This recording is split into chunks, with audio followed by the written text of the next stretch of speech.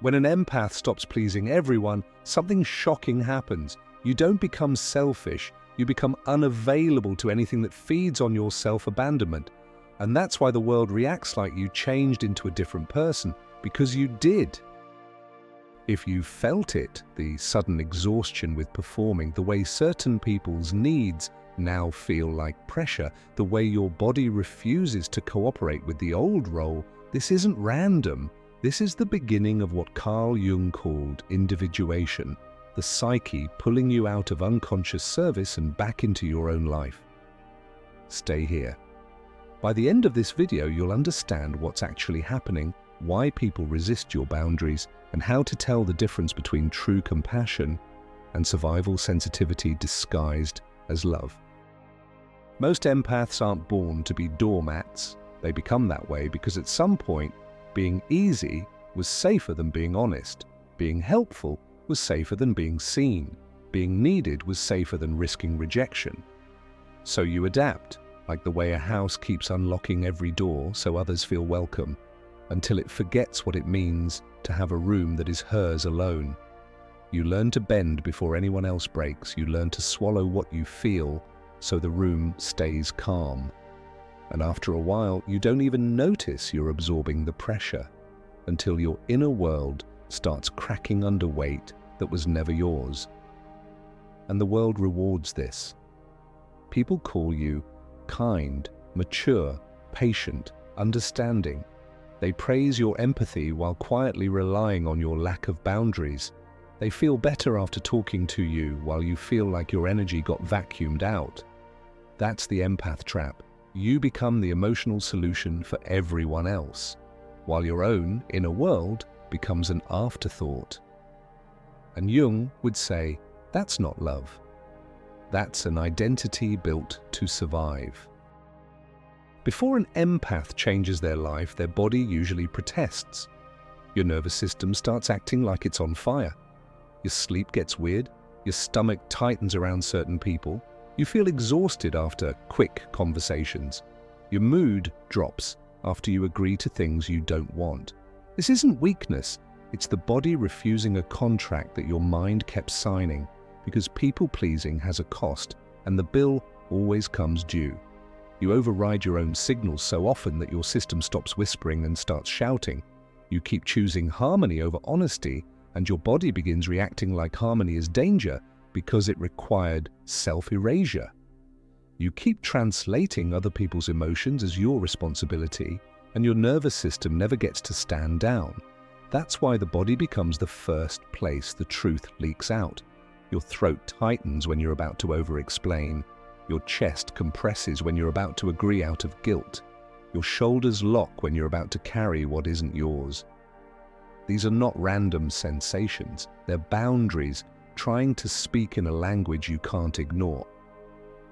Jung's view is simple. Whatever stays unconscious doesn't disappear. It expresses itself.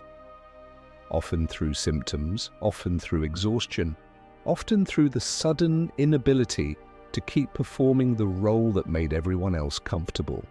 Your persona may still try to smile and smooth everything over, but your body becomes the truth teller when your persona won't. And once your body starts telling the truth, the old way of living becomes harder to maintain than the fear of changing it. For a long time, it probably felt like kindness was your identity. Not just something you did, something you had to be. The reliable one. The one who understands. The one who can carry more. And because you could carry more, life kept handing you more. Then there's a moment, the pause, where you catch the pattern in real time. It happens in the space between what someone asks for and what your body does automatically. You notice the reflex before it fully activates. The instant reassurance, the quick apology, the urge to explain yourself so nobody feels uncomfortable. You notice how fast you start working to manage someone else's reaction, even when they haven't asked you to. That's the moment everything changes, because instead of continuing, you stop. Not as a performance, not as a dramatic reinvention, just a clean, quiet interruption of the old script. And that pause is massive. It's the first time your nervous system doesn't sprint to keep the peace. The first time you let discomfort exist without trying to fix it. The first time you allow someone else to feel what they feel without treating it like an emergency you have to solve. Jung would call this a turning point. The moment the psyche stops living by borrowed scripts and starts listening inward. The moment you realize your helpfulness wasn't always love, it was sometimes fear in a polite outfit, fear of conflict, fear of disapproval, fear of being seen as too much. And once you see that, the spell weakens, because the pause exposes something simple and devastating. The role wasn't your personality, it was your strategy, a way to stay safe, a way to stay chosen, a way to keep connection by making yourself easy to keep. This is where truth begins, not the truth about them, not the truth about what they meant, not the truth about whether they appreciate you, the truth about the role you've been playing. And when that truth becomes conscious, the next step is unavoidable. Your kindness stops being automatic. It becomes chosen. It becomes clean. It becomes boundaried. And that's when people start noticing you changed. But what actually happened is clearer than that. You finally met yourself in the pause. Here's the uncomfortable part. Not everything called empathy is healthy. Sometimes what looks like empathy is actually hypervigilance, survival sensitivity, a nervous system trained to track micro shifts in mood because, at some point, someone else's emotions weren't just noise in the room, they were the weather you had to survive. That's why you can feel people instantly. That's why you notice what others miss. That's why you anticipate needs before they're spoken. It can look like a gift from the outside, but inside it often feels like constant scanning, like your body is always on duty. And if it's built on fear, it becomes a trap. Because then compassion isn't free, it's compulsory, it's wired. You don't help because you chose to. You help because your system believes it has to. You soothe to prevent conflict. You overgive to avoid guilt. You manage other people's reactions because the cost of letting them be disappointed used to feel unbearable. You confuse responsibility with closeness, and the more you carry, the more safe the connection feels, even when it's draining you. This is why people-pleasing can hide inside spiritual language. It can sound like selflessness. It can look like maturity. But the body knows the difference between love and survival. Love expands you. Survival sensitivity narrows you into a constant state of readiness. Jung would say, this is where the shadow lives, not the shadow of cruelty, but the shadow of denied needs.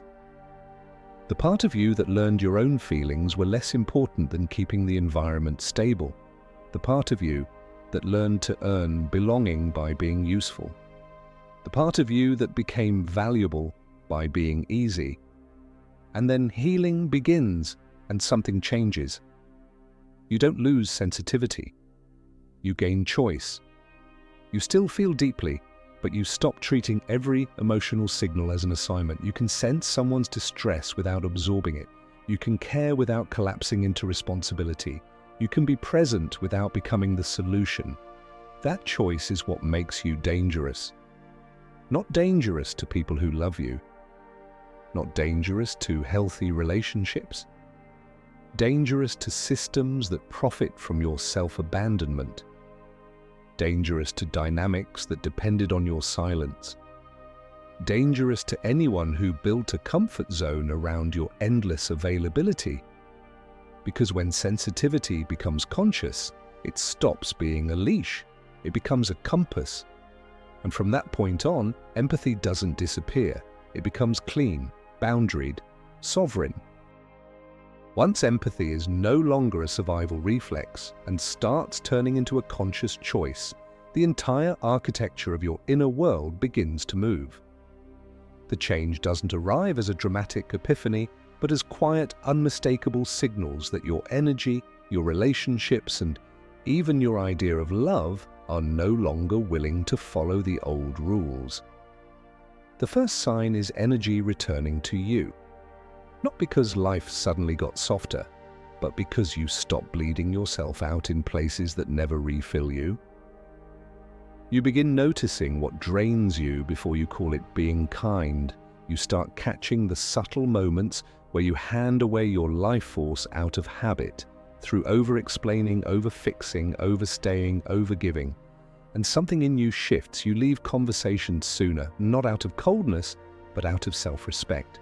You stop volunteering for emotional labor that was never requested and never appreciated.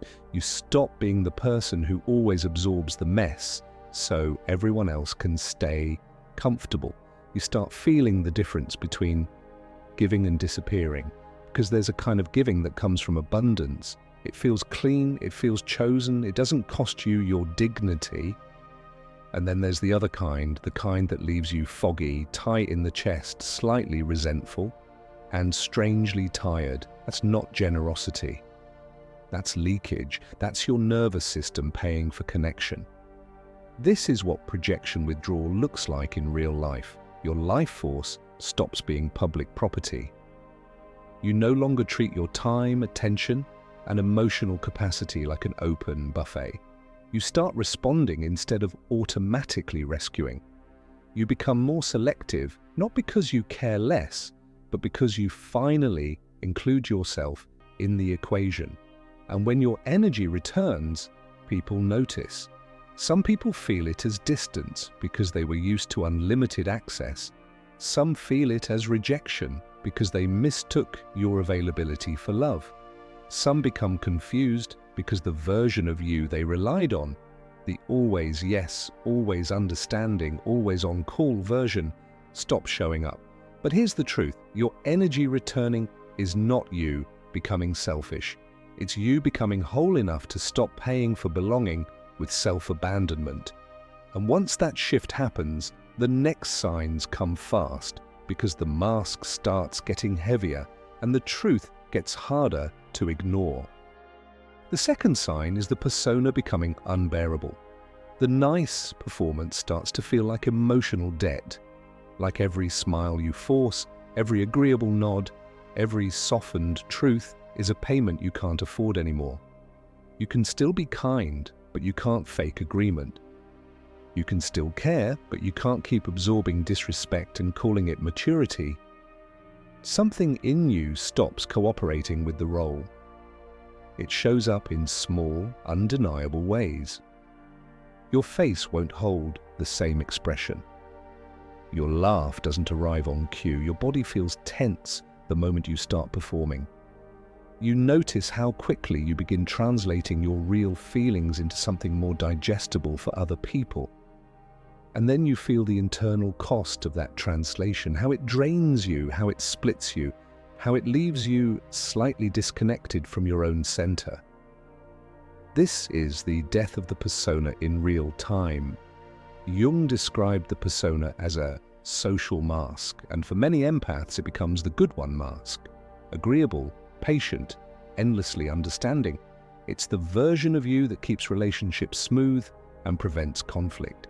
It's also the version of you that makes it easy for others to ignore your needs. When individuation begins, that mask gets heavy because the psyche starts demanding integrity. Integrity isn't moral superiority, it's alignment. It's when your outer behavior finally matches your inner truth. And once your system starts craving that alignment, the old performance feels almost physically uncomfortable, like wearing clothing that no longer fits your skin. This is why some people react strongly when you change. They were attached to your persona, not your person. They were in relationship with the mask because the mask was predictable, generous, and convenient. The real you has edges. The real you has limits. The real you requires honesty, and honesty disrupts arrangements built on silent self-sacrifice. So if the mask feels heavy, it doesn't mean you're becoming harsh. It means you're becoming congruent. And congruence is the point where your empathy stops being a costume and becomes something clean, care with boundaries, kindness with standards, presence without self-erasure. The third sign is clarity about unspoken deals, not the kind anyone would admit out loud because they're rarely conscious. They form quietly over time, through repetition, through what gets rewarded, through what gets punished, through what you learn you must provide in order to keep connection stable. Some relationships are built on an unconscious contract. You provide endless support. They provide conditional acceptance. You carry their emotions. They tolerate your existence. You stay agreeable. They stay close. You remain available. They remain kind enough to keep you hoping. And the moment you step out of that role, the temperature changes. This is the moment many empaths finally recognize something painful. The relationship wasn't built on mutuality. It was built on access. Access to your attention, access to your steadiness, access to your ability to absorb chaos without asking for much in return. When you start waking up, you see the contract. You notice the pattern of who only reaches out when they're in crisis. You notice how quickly your needs become too much when you're the one struggling. You notice how often closeness is offered as a reward for compliance, how warmth appears when you make yourself small, and distance appears when you become honest. And once you see it, you can't unsee it, because the truth changes the way everything feels. The same conversation lands differently. The same request carries a different weight. The same "I miss you" sounds less like love and more like a pull back into the old arrangement. This is where a lot of people get confused and blame themselves for becoming cold. But clarity isn't coldness, it's the end of self-deception. The contract becomes visible so you can make a real choice. Not the old choice, performed, pressured, automatic. A conscious choice, whether this relationship can evolve into reciprocity or whether it only survives when you keep paying with yourself. For many empaths, the shadow doesn't arrive as darkness. It arrives as anger, not petty anger, not rage for drama. A clean, sharp signal that something has been unfair for a long time, and your psyche is done pretending it's fine. Because for years, anger may have been the emotion you disowned first. You learned it made things worse. You learned it made you too much. You learned that being easy was safer than being truthful. So anger got pushed underground, replaced with understanding, patience, spiritual language, and the ability to explain other people better than they could explain themselves.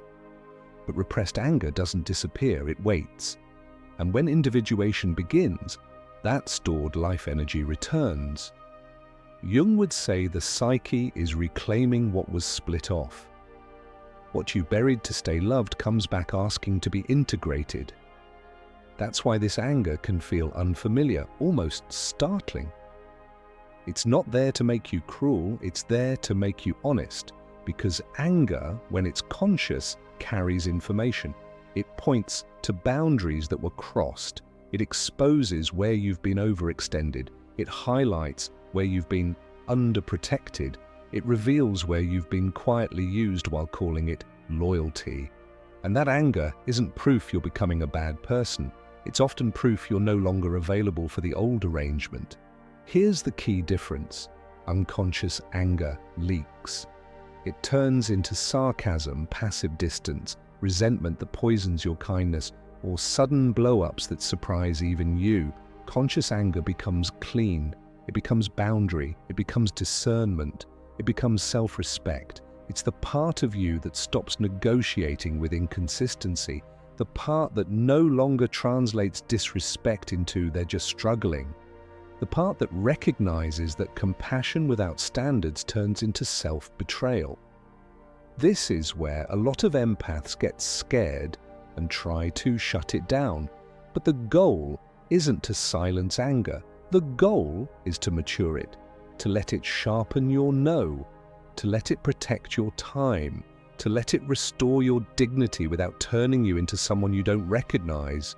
Because the shadow isn't trying to ruin your heart. It's trying to stop you from abandoning yourself in the name of being good. The fifth sign is a shift in what feels safe. For a long time, belonging mattered more than truth. Not because you were shallow, because belonging was protection. Keeping the room comfortable kept you included. Staying agreeable kept you close. Being easy kept you safe. But then something changes. Truth starts to matter more than being liked. The body no longer tolerates the emotional cost of pretending. The mind no longer finds comfort in approval that requires self-erasure. And suddenly the most exhausting thing isn't being alone. It's performing, so solitude starts feeling safer than the room where you have to edit yourself. Not because you hate people, because you're tired of disappearing in order to be acceptable. You're tired of leaving social spaces feeling like you betrayed something inside you. You're tired of being around energy that demands you stay small, soft, and endlessly available. Solitude becomes a reset. It's where your nervous system finally stops bracing. It's where you can breathe without scanning. It's where your thoughts come back in your own voice instead of echoing everyone else's needs. It's where you notice what you actually like, what you actually believe, what you actually want, without immediately translating it into something that won't upset anyone. Jung distinguished this from loneliness. Loneliness is disconnection from others. Solitude is reconnection to the self. And that reconnection is not a detour, it's the training ground. This is where individuation grows, not in applause, not in being understood by everyone, not in being praised for your empathy. It grows in quiet alignment because once you can be with yourself without reaching for performance, your relationships stop being a place to earn safety. They become a place to share wholeness, and that's when everything changes. When you stop pleasing, some people don't negotiate. They pressure, they guilt, they withdraw, they rewrite your growth into something uglier because it's easier for them to believe you changed than to admit they were comfortable with your self-abandonment. Your old availability wasn't just kindness to them, it was stability, it was convenience, it was a guarantee that their needs would always land somewhere. So when you shift, the system reacts. Not everyone reacts like a villain. Some people are simply confused because they only ever knew the version of you that made everything smooth. They don't know how to relate to you without the old role. But other people react with something sharper. They make your boundary sound like betrayal. They treat your no like punishment. They start keeping score. And this is the moment many empaths relapse into over-explaining, because over-explaining used to be your insurance policy. If you could make your boundary sound gentle enough, reasonable enough, selfless enough, maybe no one would get upset. Maybe you could protect the connection and protect yourself at the same time. But clarity is simpler than that. A boundary isn't a debate, it's information. It doesn't require a courtroom speech, it requires ownership. And here's the clean truth that saves you months of confusion. People who respect you will adjust. People who benefited from your lack of boundaries will resist. Respect looks like curiosity. Respect looks like correction. Respect looks like someone learning you, not punishing you. Even if they're disappointed, they stay in integrity. They don't try to make you regret being honest. Resistance looks like emotional consequences, coldness, guilt, sudden misunderstandings.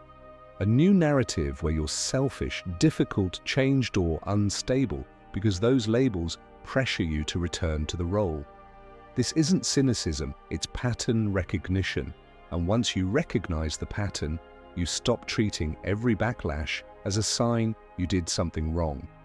You start reading it as data. This relationship either has room for a real person, or it only works when you keep performing.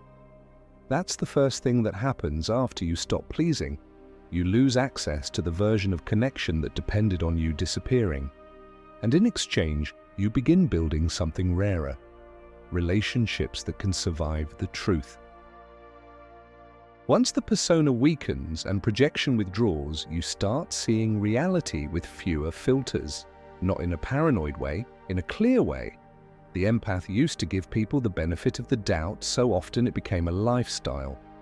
You assume depth in others because depth lived in you.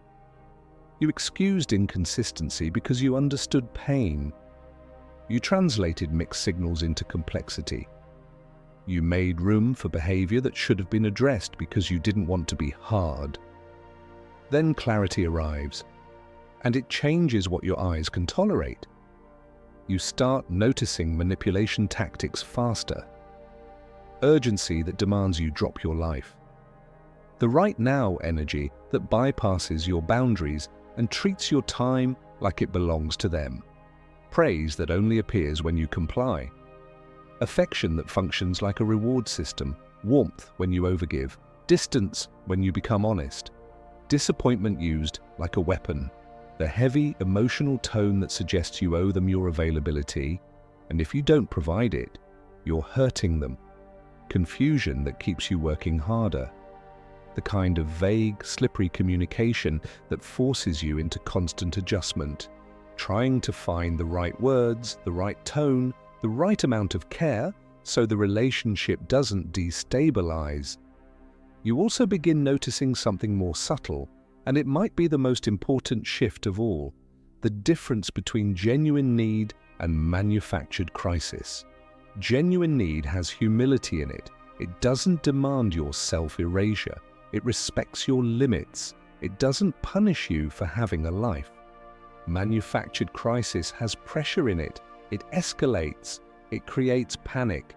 It makes you feel responsible for stabilizing someone else's emotional world, and it treats your boundaries as abandonment. As your discernment sharpens, your compassion becomes cleaner. You stop rescuing, you start responding.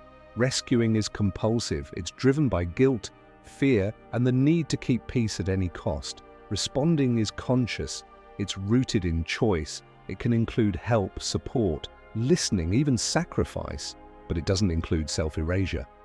And this is the real upgrade that happens after you stop pleasing. You don't lose your heart.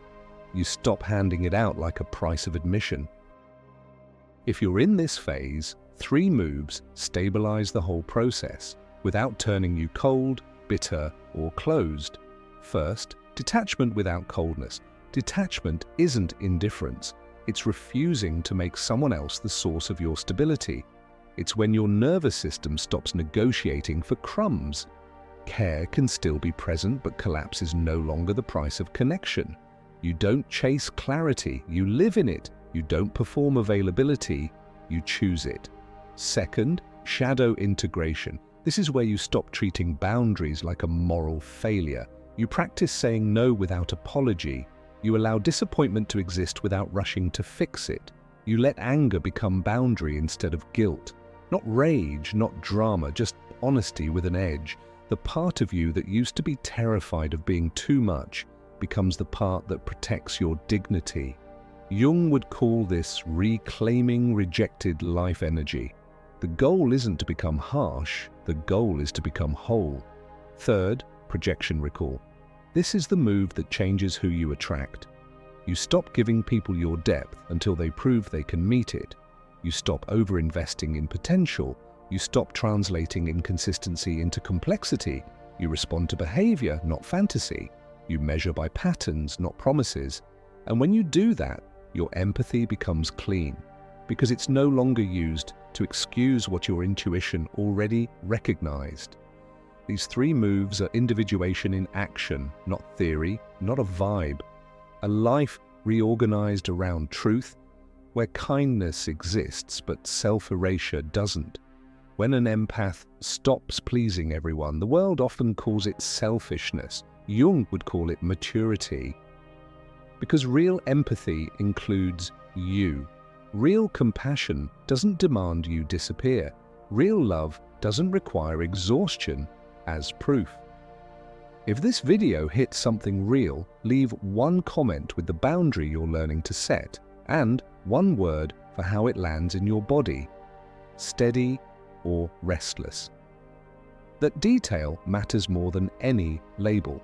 And if you want the next chapter, the next video will go deeper into what happens when people try to pull you back into the old role, and how to stay kind without being consumable. Thanks for watching.